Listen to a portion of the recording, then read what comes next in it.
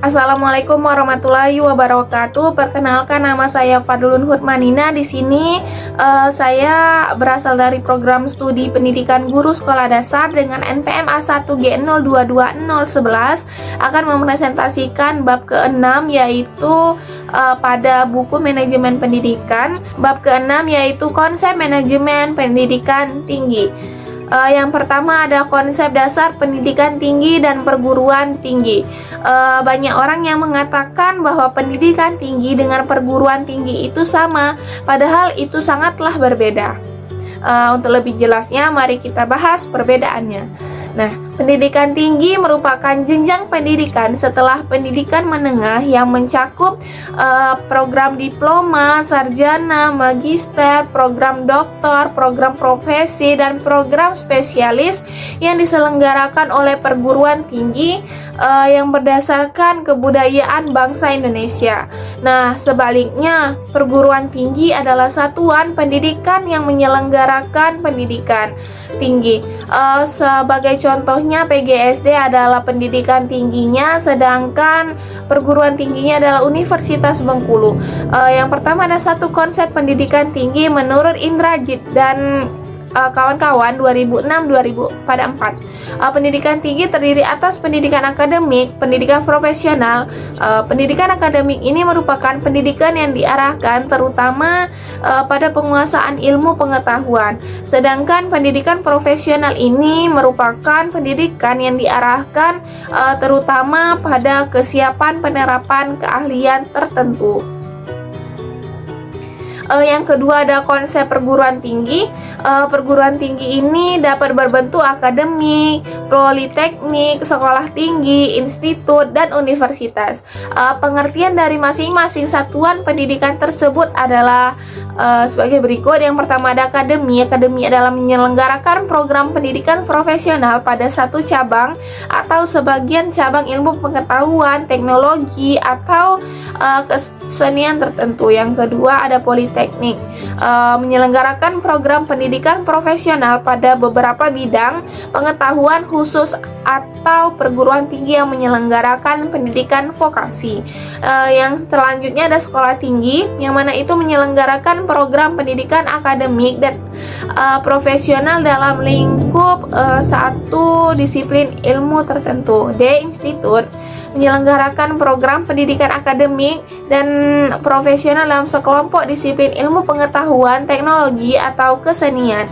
Yang terakhir yaitu universitas, yang mana universitas ini menyelenggarakan program pendidikan akademik dan profesional dalam beberapa disiplin ilmu pengetahuan, teknologi, dana, atau kesenian tertentu. Selanjutnya yang B, penyelenggaraan pendidikan tinggi. Menurut Peraturan Pemerintah Nomor 60 Tahun 1999 tentang pendidikan tinggi mengatur bahwa penyelenggaraan perguruan tinggi yang dilakukan oleh masyarakat haruslah berbentuk yayasan atau badan yang bersifat sosial. Nah, ketentuan tampaknya dimaksudkan untuk memberikan status badan hukum pada penyelenggaraan pendidikan tinggi. Jadi ada semacam jenjang dalam penyelenggaraan perguruan tinggi swasta, yaitu jenjang pertama universitas dan yang jenjang kedua itu berupa yayasan. Yang C itu manajemen perguruan tinggi. Menurut Indrajit ada beberapa aplikasi fungsi manajemen umum dalam manajemen perguruan tinggi, yaitu yang pertama ada perencanaan program kerja termasuk perencanaan anggaran bukan merupakan hal baru bagi perguruan tinggi, baik dari perencanaan 5 tahunan maupun perencanaan tahunan. Perencanaan yang menentukan hidup, mati, dan berkembang tidaknya suatu universitas. Yang kedua ada pengorganisasian fungsi. Pengorganisasian termasuk fungsi pengisian staf yang sesuai untuk setiap tugas atau kedudukan. Pengisian staf atau karyawan perlu membedakan beberapa jenis karyawan yang bekerja di suatu universitas, yang masing-masing mempunyai tugas dan khas dan karakteristik sendiri-sendiri. Tugas pengorganisasian dan staf ini termasuk perencanaan, seleksi pelatihan, pengembangan karir, karir, pembuatan rincian tugas atau job description, dan kebutuhan tugas atau job recruitment. Yang ketiga ada penggerakan atau actuating. Fungsi pergerakan ini kadang-kadang digantikan dengan istilah lain, misalnya fungsi kepemimpinan atau leading.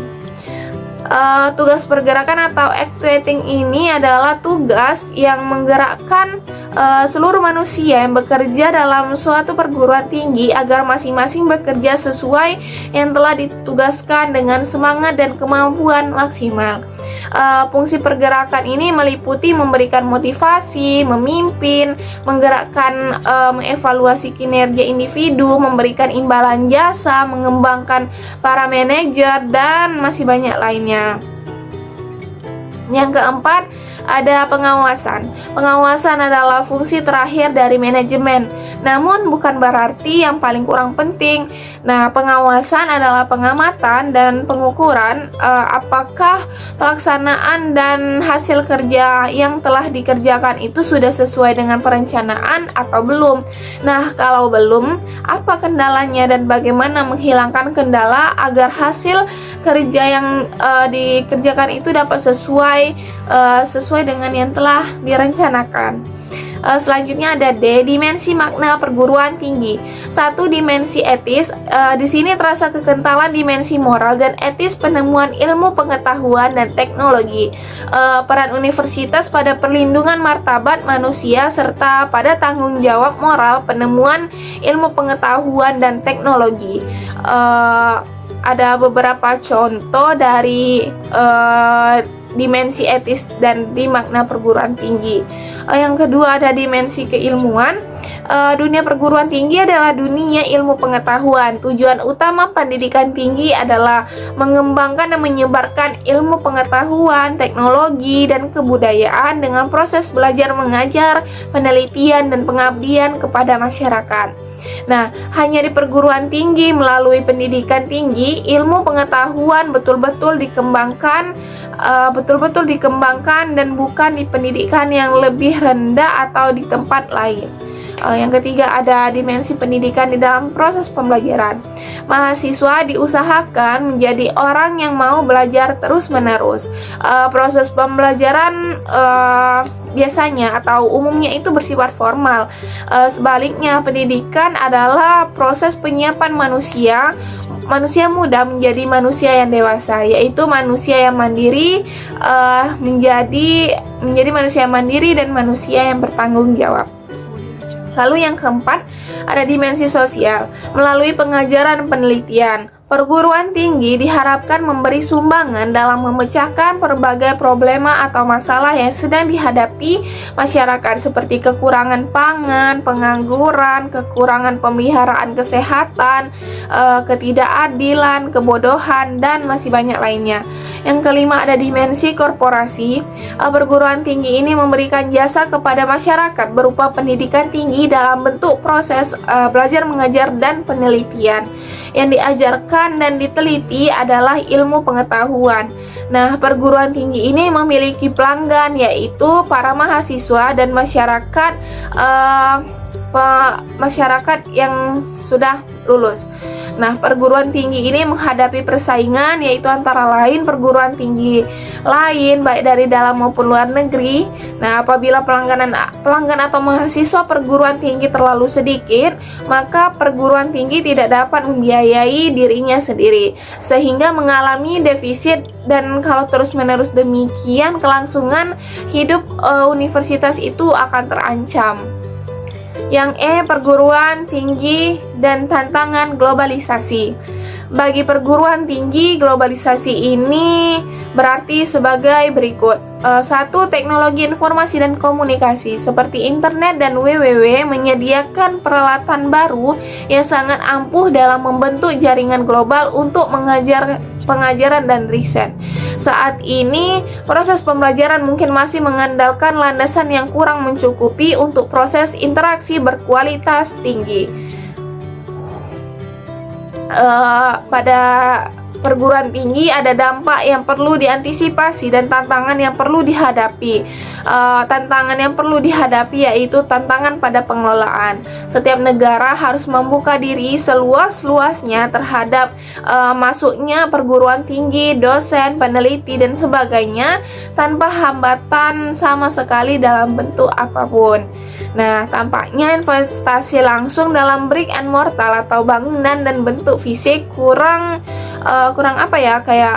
memberikan keunggulan kompetitif, mengingat sebagian besar biaya perguruan tinggi adalah gaji dosen. Nah, yang kedua ada tantangan pada proses belajar mengajar. Proses belajar mengajar tradisional masih tetap diperlukan dan berkembang bersamaan dengan cara baru melalui berbagai alat teknologi informasi. Nah, proses belajar mengajar melalui internet itu tidak akan dapat menggantikan proses belajar mengajar melalui internet. Mengajar seperti sekarang ini, secara tatap muka itu di gedung universitas. Universitas riset tidak akan tergantikan oleh universitas maya. Meskipun demikian, tantangan yang mendasar tetap harus kita jawab.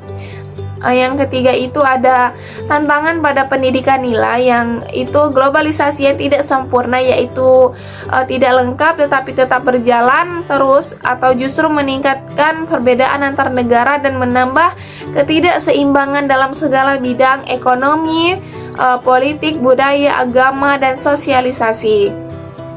Globalisasi yang tidak terkendali itu sepertinya akan membawa ancaman dan ketakutan. Nah, memang dapat dimengerti dalam banyak hal, tetapi globalisasi itu tidak dapat dikatakan baik atau buruk. Nah, globalisasi ini akan menjadi seperti apa yang dihendaki dan diperbuat oleh manusia itu sendiri. Jika manusia itu mempergunakan globalisasi ini dengan tepat, maka hasil yang didapatkan juga baik. Tapi sebaliknya, jika itu tidak bisa manusia tidak bisa menggunakannya secara tepat, maka globalisasi itu akan berdampak buruk bagi orang itu sendiri. Terima kasih. Assalamualaikum warahmatullahi wabarakatuh.